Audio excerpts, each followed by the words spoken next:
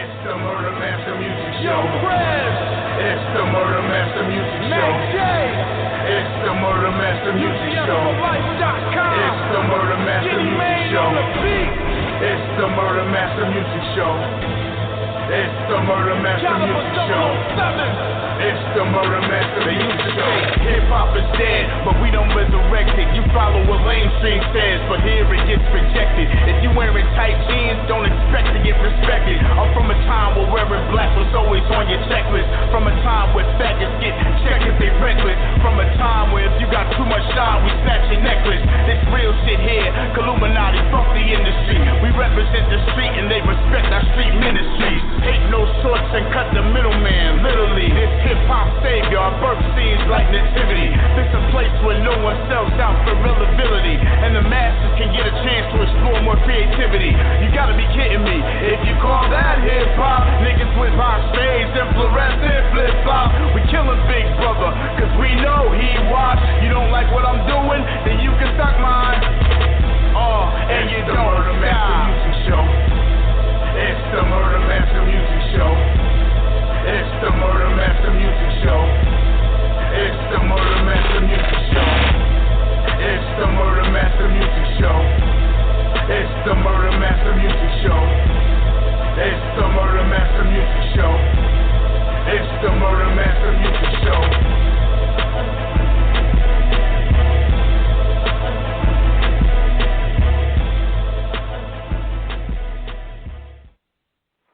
Episode 284. You know what I'm saying? Murder Master Music Show. What up, Mac J? Episode 284, man. We're getting there. Almost to 300. Creeping on their ass. Yeah, it's happening. It's coming real soon. We've had many high points on this show. And a lot of times you wouldn't expect us to be in the New York Post or on Huffington Post or MSNBC or any of that shit, you know what I'm saying, coming from the Murder Dog and also Street Masters magazine, because many years ago, I want to say about 10 years ago, maybe even more than that, I interviewed a guy who was a bodyguard, right, for Eminem. He's actually on the show tonight. His name is Byron Big Naz Williams. He wrote a book called Shady Business, which, of course, it blew up, and you know what I'm saying. But this guy, you know, he's from the 313. Shout out to everybody from Detroit that we fuck with. You know what I'm saying? Dice, Esham, everybody over there. I remember seeing him on Jenny Jones years ago, going against Eminem Grandma on that shit. I remember that shit too. Yeah, and what was crazy was, you know, we interviewed him, you know, about 10 years ago or so, and I thought, you know what, we ain't had him in the archive, man. We need to have him in the fucking archive. So we went out and we found the one and only Byron Big Naz Williams. Let's bring him on the phone. Detroit, what's up? How you doing, Big Naz? What up, though? From the D, 313, baby. What's happening? Man, welcome to the Murder Master Music Show. It's a huge honor. You know, you're an accomplished author. I mean, you went from going around breaking legs or whatever, protecting people, to writing books. You know what I'm saying? You know, good selling books that people are buying the shit out of.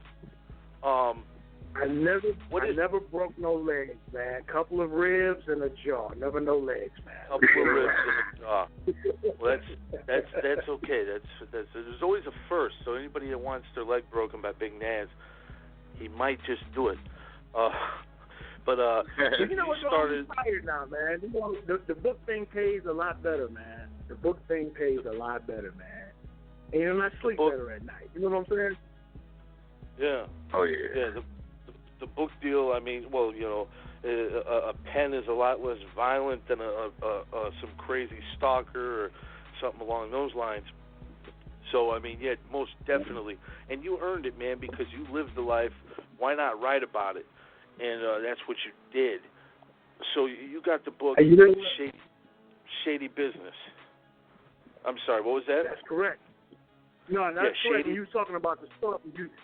You reminded me of a story, man. Let me tell you a story. When the book blew up back in 2000, man. You know, a lot of people don't know this. I'm giving y'all some exclusive stuff right here, man. I got a lot of death threats, man. It was like 50% of the people that read the book, they hated it. The other 50% loved it. And I recall I was out one day in the same town that M was staying in the suburbs of Detroit. And I was with my family, and I was getting some gas. And the book just came out, like that week, right? So I'm at the gas pump, and I'm pumping gas in my truck. And it's this young white kid, man, probably about 21, 22. He knows who I was. He said, "Hey, man, your name Big Nash?" I said, "Yeah, I'm Big Nash." He said, "Man, you wrote that book on M, man?" I said, "Yeah." He was real aggressive, man. He said, "Man, hold on, wait, right there." And he reached in his car, right? He reached in his car underneath his seat. When I seen that, I pulled my 40 cal, so I drew down on him, man. And he turned around. He said, "Hey, man, I just wanted you to sign my book." I said, "Oh, man, my bad, man. We want to make that up too, man." Man, you know, so that could have been devastation. Huh? He was about to sign his death certificate. Yeah, man, look, I didn't know what was going down. You know what I'm saying? He was too aggressive, man. He should have let. And I tell people in the future, Lee, "Hey, man, can I get your autograph?" That's how you do that. Yeah. Don't be talking me asking all these questions. They're reaching, man. You know, he almost got his wing split, man. But you know, it ended up being good, man. You know, it was all good, man. What? You said you was getting death threats. I imagine these were Eminem fans. Did any death threats come from his camp, or was it just like crazy Eminem fans? Crazy Eminem fans, the media, believe it or not. I got some, man, I'm getting some crazy quality, man. Oh, yeah, man. See, here's the thing. What people don't understand and realize, this book, just like this interview, man, that book was the first book ever written on Eminem, and still to this day, the only book written from an insider standpoint. I had no business, according to the media, writing this book on Eminem because people from, like, magazines and, you know, local newspapers, they were collecting archives or articles to write a book on him, and I beat them to the punch. That was never my plan. It just so happened that M and I fell out, and he chipped me out of $6,000, and I had a choice, man. Either murk this dude or get my money. And I chose the wiser choice, man, because, without the money situation, we actually were very, very cool. But some of his handlers at that time, man, didn't have his best interests at hand. And truth be told, had he been more in control of his business affairs, I would still have worked with him, man. But he didn't have no control of what was going on. So, but since then, man, I've let a lot of that animosity go, man. I'm done with it, dude. I done wrote 4 other best-selling books, man. I'm in the process of trying to close a couple of movie deals in regards to the book Shitty Business. I'm producing TV shows, man. I got some stuff that's on tap, man. So that whole bodyguard thing, man, I'm glad that it happened. I'm glad that I had the opportunity to protect Eminem and guard his life, man. And but I've moved on, man. You know what I'm saying? I've moved on. Yeah, 4 other books. That's amazing. You know what I'm saying? To be able to have that many books out there. We're going to get into those in a minute. But you moved on from a life of bodyguard. How did you initially become his bodyguard? How did you even meet him? What ended up happening was I got a call. I had just started working a job at General Motors, and I had a couple of days left before I got my 90 days in, which would make me a full hire. That Monday would have been my 90th day. I got a call on that Friday prior to my 90 days at GM. A friend of mine knew Paul Rosenberg, which is M's manager. They called me and said, "Hey, look, M's going to be in town doing a raid party. He needs security." Initially, I turned them down. I turned them down twice. They called me like twice that day. I turned them down. I said, "No, man, I don't want to do that. I'm working at GM now. I'm not working with no more celebrities, no more artists. I just want to be a regular Joe." So they kept calling me. So I said, "You know what, man? All right, I'll do it." So I went on and worked that Friday night. It was a rave on the east side of Detroit, Mack and Bewick area, which is historically like a rough spot. I worked with them. We delivered real good. A guy tried to attack him. I knocked the dude out, man. And right after I laid the guy out, they were saying, hey, man, we want you to go on tour with us. Can you go on tour with us? I said, man, dude, I just started this new job. I'm really not trying to do that. So they said, well, think about it. Let us know by Monday because we leave on Monday. So, I talked it over with the fam. I talked it over with the wife. I talked it over, with some of my mentors. And they would say, hey, man, you need to go ahead and do this because at that time I was in the music business and I had my own label. I was producing artists. I looked at it more as an opportunity to produce my own artists and get them closer to the threshold of the industry more so than the bodyguard thing.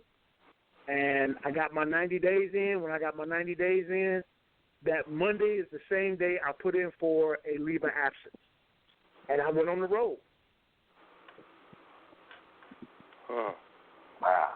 And how long were you on the road? This was before. Right. I was about to ask the same thing. This was during the whole my name is. He was already, when I came on to work for him, he was already platinum.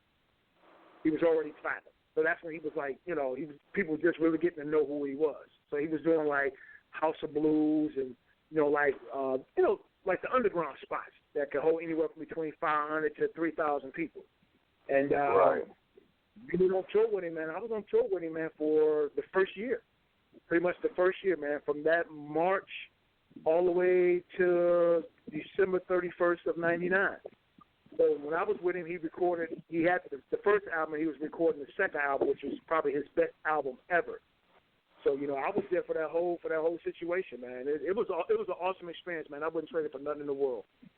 I'm about to say you was there pretty much from the start of him getting known to like going to mega stardom damn near. You know what I'm saying? I was there for all the classics. Matter of fact, too, while he was recording the second album, I was also there for the Chronic 2001 recording of that album as well, with him and Dre and Snoop and all those guys, the Break Up to Make Up reunion, the whole Death Row beef, them trying to kill Dre, them trying to kill M, them trying to kill me, and me keeping him alive. Man, I was in the middle of the whole East Coast, West Coast beef, man. Y'all talking to history right now, man.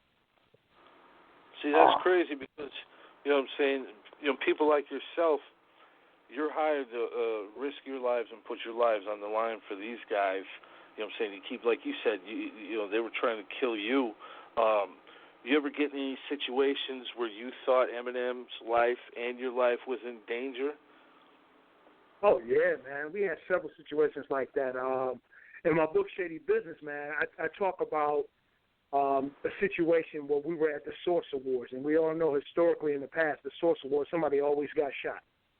And that was our first encounter with Suge Knight and his henchmen. And M was going to his seat. The way they had the seating was all messed up. And the bodyguards couldn't sit with the artists. And I think that was by design because they really just wanted the artists, to be able to network with each other. But it also gives people who got beef with other artists to get at them. So I noticed M is in the middle of the aisle. He's beefing with all these guys in these red shirts. So I come from where I was at. I had to come back around. I noticed M's face changing, and he's turning like tomato red. And there's a sea of red guys around him. I had to bust through the middle, man, and snatch him up. Like, hey, man, what the hell going on up in here, man? They was like, hey, this is exactly what they said. Death row, motherfuckers, death row. Death row, motherfuckers, death row. I'm like, what y'all talking about? What y'all talking about? I'm from Detroit, man. I was like, what? I know about Suge. I know about Death Row Records, but what y'all talking about, man? He said, man, Suge Knight sent us the strong arm M, man. It's going down. So I was like, oh, man, I just inherited the East Coast, West Coast beef. So I had to snatch him up.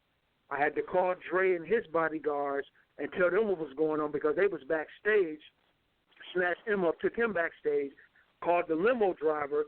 I said, look, I need y'all to have that car around when I call y'all. But the way they had it set up, the limos can only stay seated like for maybe 30 seconds at a time in front of the red carpet, for security reasons.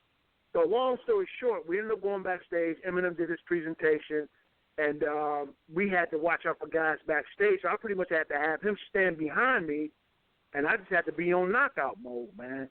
So it was me, Dre's bodyguards. We were just like in beast mode, man, the whole time. So anybody that got anywhere close trying to get an autograph or trying to talk, trying to speak, they was gonna get laid out, man, because that was the kind of atmosphere that was set up, man. Right. It's the wrong time to go asking for an autograph. Oh yeah, man. Sometime it ain't gonna happen. Suge them just walk right up screaming death row and shit. That's crazy, man. Well, there's people and shit. Dude, that was just one of many. I think the scariest moment was when we went to Hawaii. Now, it was myself, my wife. Everybody had their wives and girlfriends with them. It was supposed to be a vacation, okay? And we all flew from L.A. to Hawaii. And we get there, man, everybody talking about all the shopping they're going to do, the nice time that they was going to have. It was the Dr.Dre, Snoop Dogg breakup to make up reunion. So when the plane lands in Honolulu, the doors open, and we greeted by like 20 Honolulu police officers. And they're like, yo, y'all got to come with us. Death Row is here. They tried to hem Snoop up. We need y'all to gather all your belongings, get your spouses, get your kids, whatever you got. People brought their kids, the whole nine. When we got there, man, Suge had sent well over 50 guys to Hawaii to break up the Snoop Dogg, Dr. Dre, break up the makeup reunion, man. That's fucking crazy, man. 50 dudes. I mean, just think of the money to send 50 motherfuckers to Hawaii. That's exactly. crazy. Exactly. Look, Did they effectively break up that leg of the tour? Nah, man, dude, let me tell you something, man. Look, I don't want to tell too much of the book because I want you to go to buy the book on relationshipbodyguard.com. That's my website, relationshipbodyguard.com. Go in there, read a sample chapter, or hit an audio book. I don't want to tell too much, but I will say this. When we got there, vacation mode was over, baby. We got to the vans, man, and everybody started putting on bulletproof vests, locking and loading guns. Dude, it was nobody talking. All you heard was 40 cals, cigs, locking and loading. You heard Velcro, the vest being put on. You're talking about 15 to 20 bodyguards, man, just locking and loading, man. Just locking and loading with their wives or their girlfriends sitting next to them.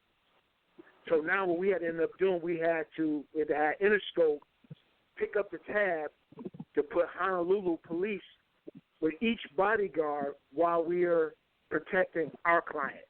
So when we slept at night, we had to have Honolulu police standing outside our door while we sleep. That's how deep Suge numbers there, man. Yeah, that dude wasn't fucking around. Right. Sounds like he was ready. I mean, to potentially kill. You know what I'm saying? And here you are. You put your life on the line, but I mean, again, that's your job. That's what you did. But yeah, that's crazy. That's crazy. Everybody, make sure you go out and check out that book, Shady Business. Like Big Nance just said, you can go to his website, relationshipbodyguard.com, and there's a link on there where you can actually hear part of the book, and then as well as buy it. But you said since then, like you said, we don't want to give him too much. You already gave him a lot as it is, man. But you wrote 4 books. Check this out. That's only a half a chapter, baby.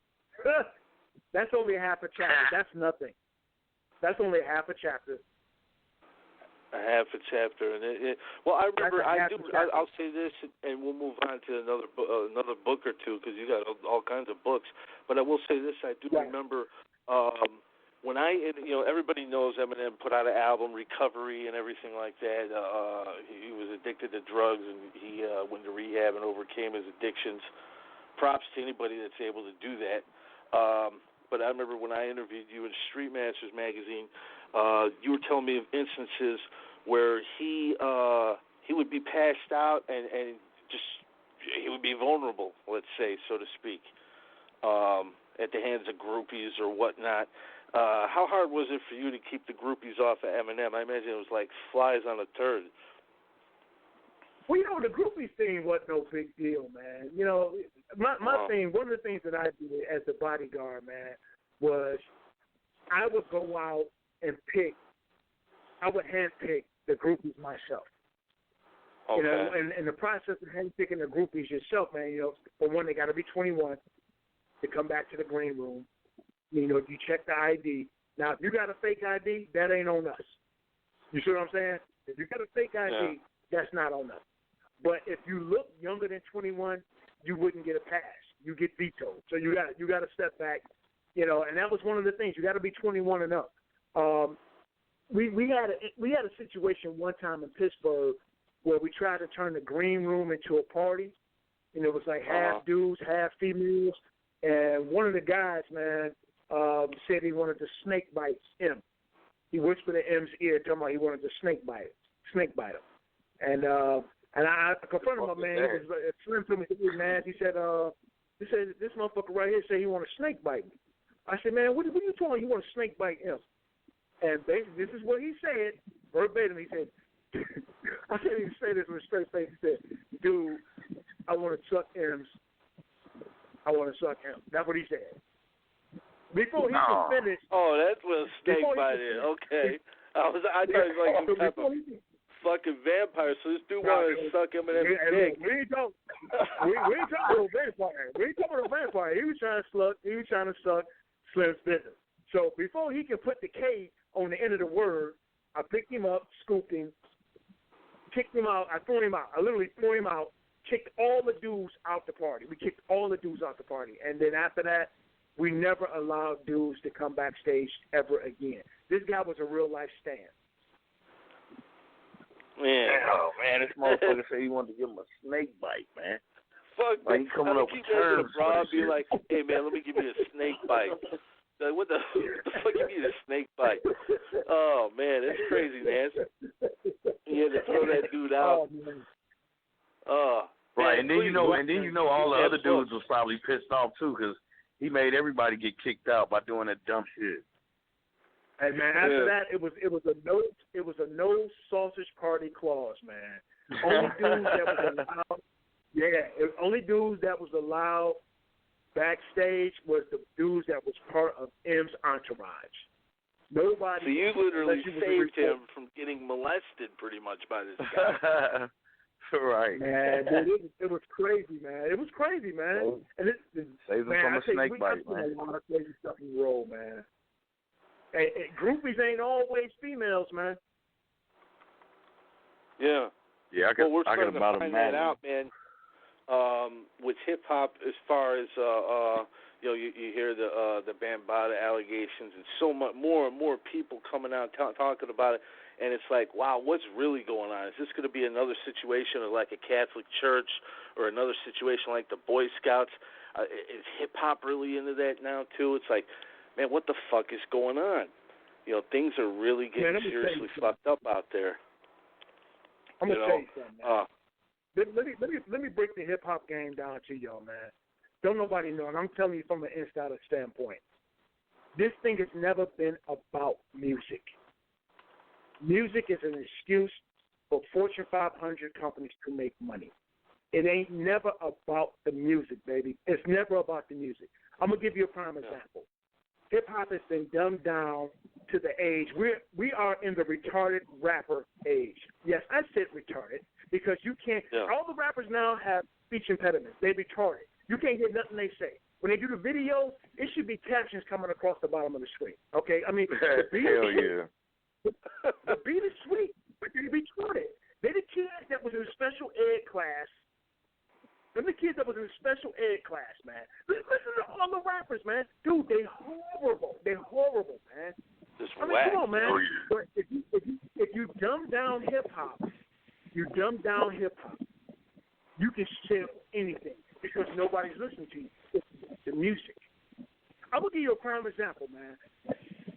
You know, and I like my man. What's his name? O.T. Genesis. He's okay. He's not a retarded rapper. He's different. But that song, I'm in love with the Coco. You know that song, right? I ain't heard it. I remember that motherfucker. kids used to stay playing that shit. I'm not a big fan, but the song is catchy. I didn't like it at first. I'm in love with Coco. It's talking about crack cocaine. But this December, it's going to be a Nestle Quick hot cocoa commercial. It's going to be a little white girl with blonde hair drinking cocoa, talking about I'm in love with the cocoa. Watch see, man. Watch see. That's how they doing hip hop now, man. It's about Fortune 500 companies dumbing down the industry, man. It's never been about the music. Let's find the most ignorant people. Give you a prime example. How many endorsements has Common had? He got a few, but he's a knowledgeable, conscious rapper, right? He's talking about something. Look at Tupac. He was talking about something. He didn't get a lot of endorsements. Rappers that are talking about something, man, they're not giving them that credit due. But you take these retarded-ass rappers, these special-aided-ass rappers, dude, they getting all the hype. They selling the right. Yeah. They'll be on Sprite commercials and all kinds of shit. You know what I'm saying? Exactly. Hype. And then they take their music and put it to a Ford commercial. Look, man, you got the Dodge brothers pulling up on the 2 Chainz record. The Dodge brothers pulling up on the 2 Chainz record in the 1860s. Yeah. Come on, man. You sure ain't lying. Come on, man. Look at what it is, man. So this thing is not about music. It's about marketing. And I hate to say it, the whole thing with hip-hop has changed so much. Napster changed the whole realm of the music industry. Now the artists are being raped with 360 deals. Y'all know what 360 deals is, right? Oh, yeah. Oh, yeah. Yeah, they're definitely...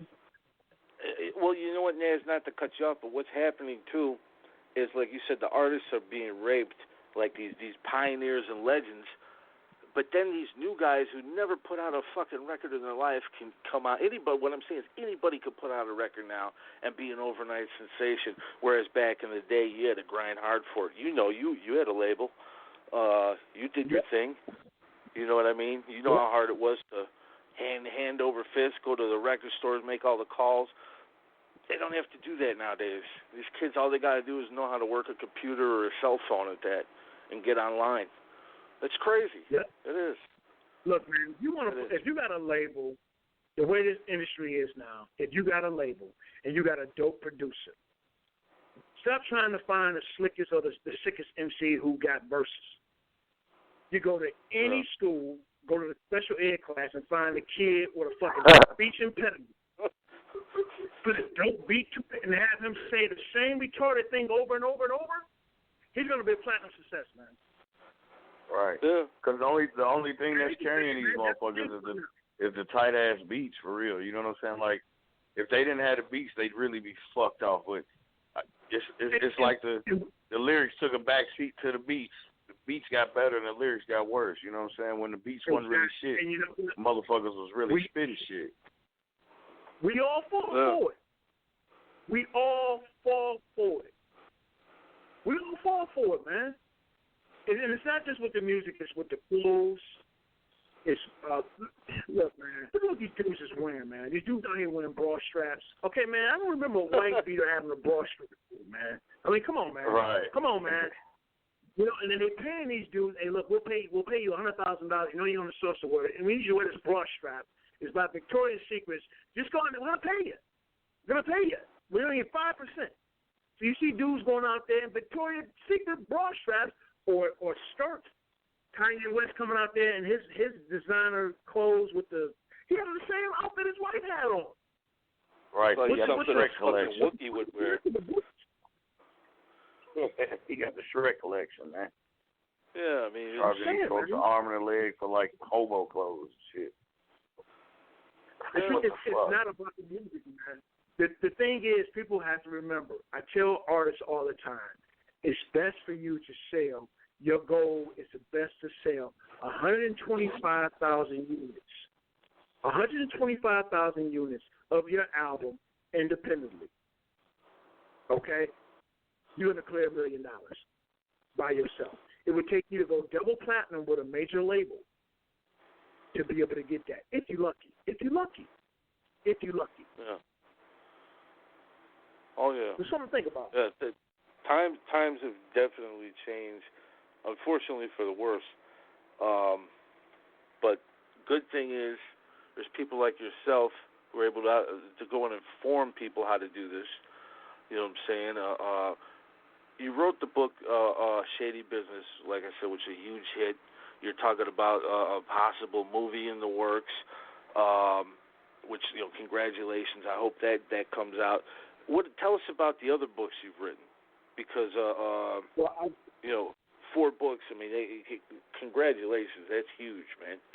Thank you so much, man. Thank you. You know, a lot of people don't know, man. Let me say this real quick. A lot of people don't know. I was a writer before I started working with M. And I've never told this story, but I'm going to give you guys an exclusive. When I was 15, that's when I realized that I was a writer. I had a teacher that was my typing teacher, and she was also my creative writing teacher. I was getting an A in her creative writing class, but I was getting an F in her typing class. And I remember telling me, she said, Mr. Williams, you can make a great writer one day, but you suck at typing. So what she made me do was stay in school every day to learn how to type. She said, just get your words up to 35, 40 words per minute. You're going to be a great writer. And I've always kept that in mind. And bringing it back to today, after I stopped working with M, I just started, I was always a writer, man. My second book was Womanizer, The Uncomfortable Truth About Men and Marriage. And that's just the inside view. It's a comical inside view of what men think about the whole dating and marital process. The third book was Mastering Life After Athletics, that talks about my experience as being a college athlete, high school athlete, college basketball athlete, playing pro ball overseas, and then making a transition from a pro ball player to a bodyguard. And then my fourth book, what was my fourth book? I forgot. I don't wrote so many books. Oh, yeah, Husband Unleashed is erotica. Yeah, y'all don't really like that one. Husband Unleashed is erotica based on true events, and it's nasty, man. It's nasty, but it's true. And it's from, it talks about what men go through when men are cheated on, and, just the mindset of a man being dominated in a relationship. But what happens when he twists it around and takes back control. I like Zane. I would say it's like Zane and like 50 Shades of Grey on steroids. Yeah. And see that what it shows you what people can accomplish. I did my first interview on a typewriter. I didn't even know how to operate a computer, let alone send an email. You know what I mean? So wow. I know where you're coming from. You had to, adapt to different circumstances in your life and do different things in order to provide income and whatnot. And 4 books, man. And now, on top of that, you said you're doing some stuff with film now too, aren't you? Yes. You know what's funny, man? I tell people all the time, where you start won't be where you end up. You have to get started. Like Les Brown said, you have to be great to get started. In order to be great, you got to get started. To be started, you got to be great. You got to start somewhere. So you might start off as an MC, and if it don't work out for you, maybe you can transition to that into books or into films, into scripts, or being an editor of a magazine. Words are words, but you have to make the transition. You have to be wise enough. And one of the reasons why I kind of slowed down doing music, when I got that first check for my books, I was like, oh man, I'm doing this 30 days, and I done made more in the last 10 years. I made more today than I did in the last 10 years. Oh, I'm doing this book thing. So you have to follow. You got to follow. The money always leads. It never follows. Money always leads. So follow your dreams, man. That's one thing I can tell people, man. Follow your dreams, man. Yeah, you got it. There's all kinds of twists and turns. You know what I'm saying? You don't know what life is going to bring to you the next day. Like you said, you're getting off on a plane in Hawaii thinking everything's all good, and and boom, you're told 50 guys are here to possibly kill you. You know, so I mean, pretty much. Life brings you all kinds of surprises. What's the biggest thing you've learned though, you know, as an author? You know what I'm saying? Because a lot of people aspire to write books and whatnot, and you know, saying they kind of lose the motivation. I'm one of those people. I try to write a book several times. You know what I'm saying? I get up to about 20 pages, and I say, "Fuck it, I don't like how it looks." I start rewriting it again. What has been your key to success? I'm gonna tell you, man. For me, when you're writing a book, or you're writing a song, or you're writing an article for a magazine, or you're designing clothes or shoes, whatever it is that you're doing, man, first thing you got to do, man, is block out the world. The entire world is haters until you make them love you. They all haters. You won't have people that's going to shit on your dream. Man, you can't do this. So-and-so tried this. Well, man, have you thought about this? And they ain't never did nothing. And your biggest haters is going to be your family. And a lot of times, it's the people who you think that's going to support you the most. It's not. You have to stay tuned in to who you are, man. Stay focused. And you want to be your own cheerleader, man. You want to be your own pep rally. You got to block out the noise, focus, take time to just go in deeper. Like you said, you got 20 pages. You got 20 pages done, right? Do not delete your projects. If you think that beat is whack, do not delete that beat. If you think that verse is whack, do not delete that verse. That is of you. Every time you delete something that is of you, you are killing a part of yourself, man. And locally, in your local area or your state or your tri-city or tri-county area, bigger than that. Honestly, man, I don't do nothing inside of Detroit. I hate to say it. I'm New York. I'm LA. I'm UK. Germany. France. I'm bigger in those spots than I am in my own city, man. People know who I am. I'm the 800-pound gorilla in the room, man. But how long are you going to ignore Silverback? You're not. Because pretty soon I'm going to start paying up shit. And that's what's happening right now with this movie, man. I got a movie deal in the works. I've had a lot of offers. And because, like what you're saying, there were several times, man, for shady business, I looked at the delete button. Man. I'm so glad I didn't do it. Don't give yourself a deadline. It's you.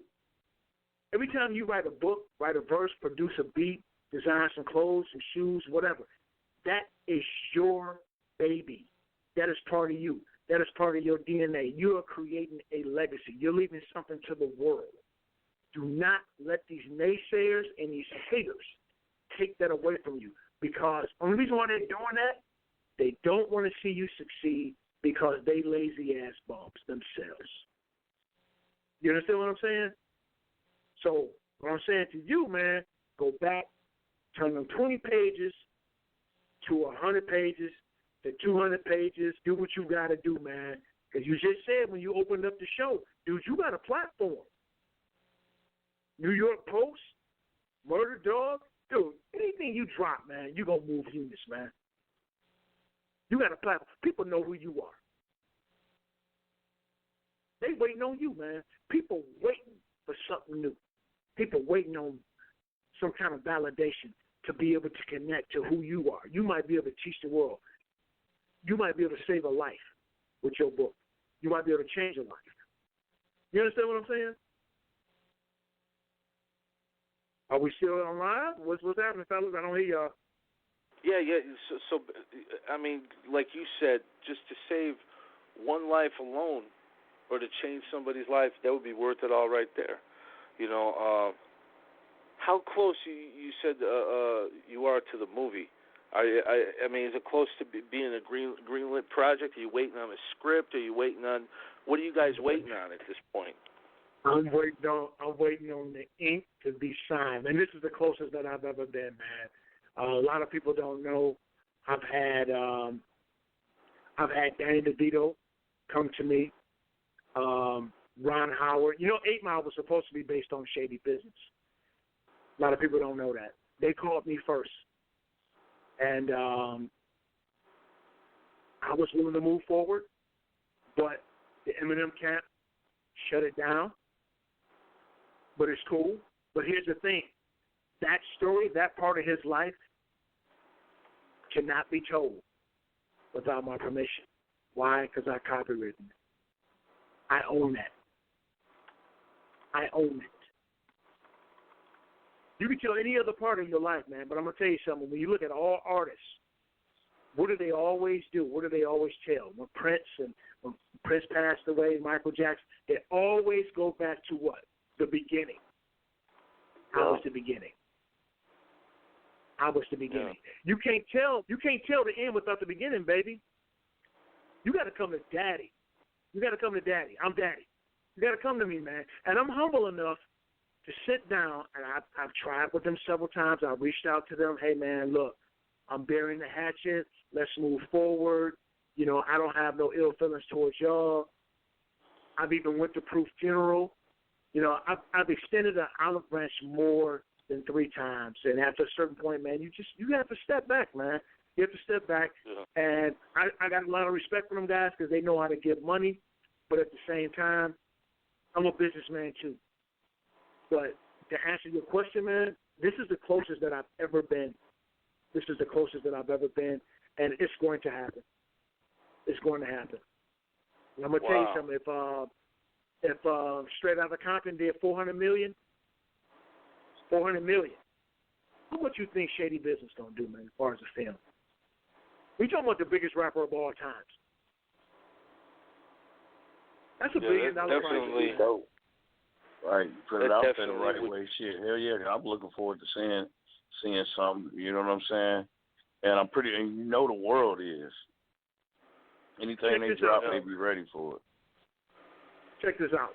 I had a pitch meeting in L.A. about 2 months ago in front of the top Hollywood producers. I pitched to them, man, in a room of 100 people. I got a standing ovation. You know how I pitched the book, man? I said Shady Business is the sequel, Straight Outta Compton. It's the sequel, baby. The way it was written, it's the sequel to Straight Outta Compton. Dre leaves Death Row, starts his own label, signs Shady, boom. It's a continuation. Yeah. You can't avoid that. You can try to ignore it, but you can avoid that. Yeah, definitely. I think it's going to happen. Definitely could be huge. One of the guys who he said he was a huge influence of, and you being from Detroit, you know Esham. Eminem stated on his first album, I'm a cross between Manson, Esham, and Ozzy. Why do you think, I mean, did he ever talk about wanting to work with Esham? Because if I came up and I blew up in a city, you know what I'm saying, like Detroit, I would want to reach out to the pioneers who influenced me. You know what I'm saying? Were there ever any talks of him wanting to work with Eminem or Esham back in those days? I know Esham tried to get at him several times. And I'm going to let you in on the secret, man. Because I'm giving y'all a lot of exclusives tonight, man. A guy named Al Williams. My uncle. Not my play uncle, my uncle. Managed Esham. Put Esham on. Al Williams also put Kid Rock on. Got Kid Rock his first deal. My uncle. So my family is like deeply rooted in the music industry. Esham, I've had a chance to kick with Esham on several occasions, man. And there was a time where Esham was supposed to sign with Shady Records. But you got to understand the mindset of Luxembourg and Shady Records and Interscope. Eminem don't really get a chance to make those kind of decisions, man. A lot of that stuff come from up the top. You know, Jimmy Iovine. You see what I'm saying? So even though M might want to sign him, if Jimmy shut it down, it ain't happening. Right. That would have been a great combination. Because truth be told, man, the stuff that you hear M talking about over the last 17 years, Esham was talking about that in the 80s, man. Yeah. Right. Eminem is the white version of Esham, man. Esham been doing this a long time, and he was talking about it way then. But the thing about him, Esham made a lot of money, but he did it independently. That is the first rapper on record that owned a Ferrari off his own record sales. See, a lot of people don't know that.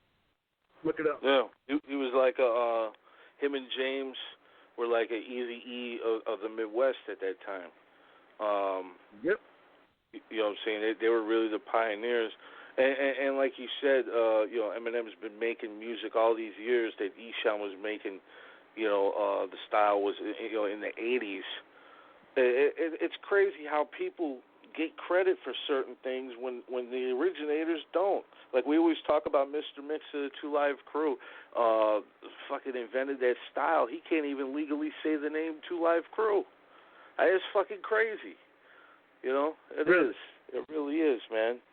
But you've given us a lot of insight tonight.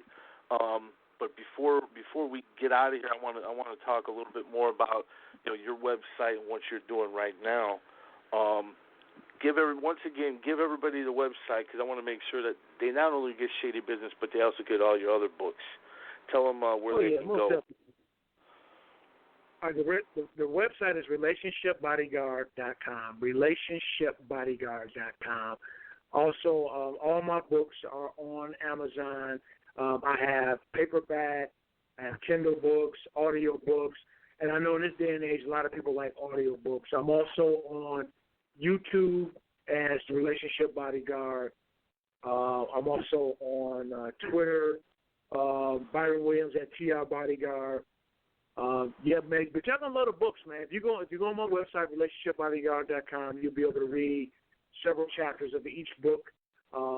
Shady Business, also the book Mastering Life After Athletics, Husband Unleashed, Womanizer, and then currently I just finished another book called Umbilical, A Mother's Love, Betrayal, and Forgiveness, and that's an autobiography about me and my mom and how I became to be the person that I am that made me into a bodyguard, which is a very interesting book, filled with a lot of drama. It's a lot of thriller, some gunplay, not on my behalf, but on Mama's behalf. Mama was hardcore. She was an aggressive nurturer, and she was the truth, man. And they got stories in there about my dad. My parents were married, but they were Bonnie and Clyde team, man. So they did a great job raising me. So that really is kind of like the forefront to all the books. I could put that book in front of all the books, and then you can read all the stories to understand a portion of who I am. Your lineage, where you come from, saying get to know you. That's dope right there. Plus, you're paying homage to your family. Exactly. Exactly. So they could really get to know you. Forget about a fucking Eminem movie. They need to make a Big Nas movie. What's up on a Big Nas documentary or movie or something along those lines? Well, that's what this book Umbilical is pretty much about, man. That pretty much I cracked my own DNA code, man. I go all the way back to my grandmother in her younger years, all the way up until about 2 years ago. That was the most difficult book that I've ever had to write in my life. It was an emotional book. I had to relive a lot of stuff. But, man, I put it to you like this. It's imagine Color Purple meets The Wire. That's what Umbilical is. Yeah. Wow. That's a you're going back right generations. You're touching on a lot of different subjects. That's deep. Yeah. It's definitely Color Purple meets The Wire, man. But that's going to be the one. To me, I think that's my Picasso, man. That's my 16 chapter, man. But I'm not done writing. I got a lot of books left in me. But y'all be looking for that Shady Business on the movie screen, man, because it's coming, man. It's coming. When I say, I'm not just talking. It's coming, baby. As a matter of fact, Scott, when it happens, I'm hitting y'all up, man. Man, I definitely now that we connected again, I definitely want to stay in touch, and I'm saying you're welcome on the show whenever. Be an honor to have you back on anytime, because this is definitely a positive movement you got going on. And make sure to hit up the website. Give them that website one more time, Nance. Yeah, the website is relationshipbodyguard.com, relationshipbodyguard.com, relationshipbodyguard.com. And look, before I go, man, I want to send shouts out to my CFP family, the Williams family, the Degree family, the Williams family, and also a special shout out to my firstborn son, man, Dose Williams. He's a sick MC, man. He ain't no retarded MC. This dude is an MC. I'm telling you, I put him up against any MC in the industry. He's been doing this for like 12 years. This dude is so dope. He retired. Not to cut you off. He retired his basketball nights to pick up a mic. That's how dope this guy is. Dose from the pack. Dose from the pack. Dose FP on SoundCloud. Check him out. I'll tell you what. Shoot me his music. We'd love to, bring him on the show. Check him out. You know what I'm saying? He said he's giving up the basketball for the microphone. That's a huge commitment right there. That's a huge commitment, man. So this guy's got to have some serious bars, it sounds like. I can't wait to hear his music. Got me pumped up about it. He's beyond dope, man. Beyond dope, man. I'll put him up against any MC in the industry right now. Anybody. Wow. Anybody. Wow. Anybody. Even the retarded rappers. Anybody. Anybody. You could put him up against 200 of them, and they couldn't fuck with him, huh? Man, they can't fuck with him, man. And I'm not saying that as his dad. I have denied this guy getting in the industry because I know how shady the industry is since the age of 8. He's been doing this a minute, man. And this guy was recruited for D1 scholarship. He the truth, man. Whatever he put his mind to, he can do. You know what? I'm gonna stop talking. We're gonna see this stuff tonight. You check it out and you judge for yourself, man. Oh, most definitely. Yeah. Send me the music. I'll definitely I'll shoot you over my email and stuff so you can get it to me. And it was a huge honor having you on the show, adding you to the archive. We look forward to adding your son to the archive as well. You know what I'm saying? And playing his music. I really do. Let's do it again.